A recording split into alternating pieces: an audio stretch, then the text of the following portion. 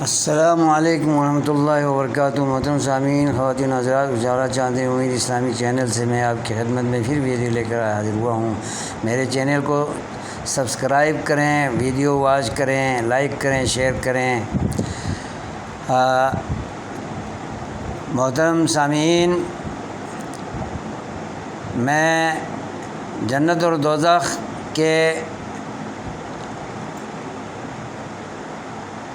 تخلیق شدہ ہونے کی دلیل آپ کے سامنے ایک اور حدیث سے پیش کر رہا ہوں۔ نبی پاک صلی اللہ علیہ وسلم کو جب معراج کرائی گئی تو آپ صلی اللہ علیہ وسلم کو حضرت عمر کا محل دکھایا گیا جو جنت میں اللہ نے بنایا ہوا ہے، اور داخل ہونا چاہا تو پھر حضرت عمر کی غیرت کو آپ نے یاد کیا تو آپ اس میں داخل نہیں ہوئے تھے۔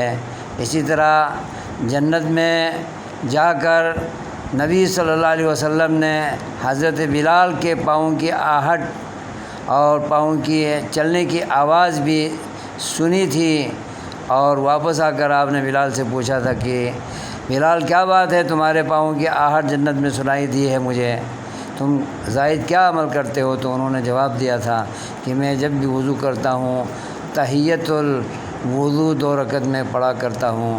تو نبی پاک نے اس کی تائید کی تھی۔ یہی ہے کہ زندگی میں تمہیں اہل جنت میں سے ہونا مجھے دکھایا گیا ہے۔ اللہ تعالیٰ ہم سب کو اہل جنت میں سے بنائے، اور جنت دوزخ کو ابھی سے بنی ہوئی، پہلے سے بنی ہوئی ہونے پر یقین کرنے والے بنائے۔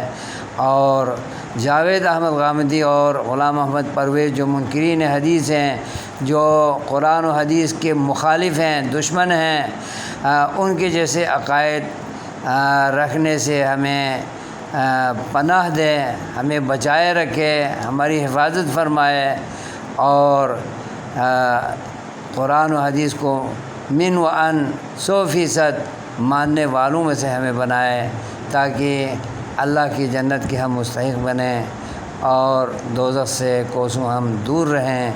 آمین رب العالمین۔ السلام علیکم ورحمۃ اللہ وبرکاتہ۔